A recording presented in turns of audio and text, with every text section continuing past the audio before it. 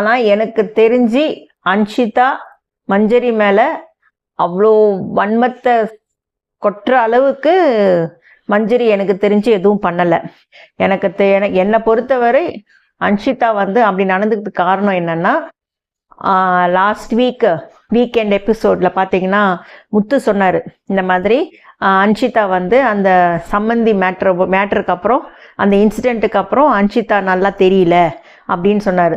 So ஒரு கால் அவங்க வந்து நல்லா தெரியணும் அப்படின்றதுக்கு மட்டும்தான் அவங்க இந்த மஞ்சரியுடைய பொம்மையை எடுத்து வச்சுட்டு இந்த நேற்று பொம்மை டாஸ்கில் கொஞ்சம் ஆட்டம் காட்டினாங்களோன்னு எனக்கு தோணுது. மற்றபடி அவங்க வன்மம் காட்டணும்னு நினச்சா அந்த பொம்மை எடுக்கிறதா இருந்தால் அவங்க சாஞ்சனாக தான் எடுத்துருக்கணும்.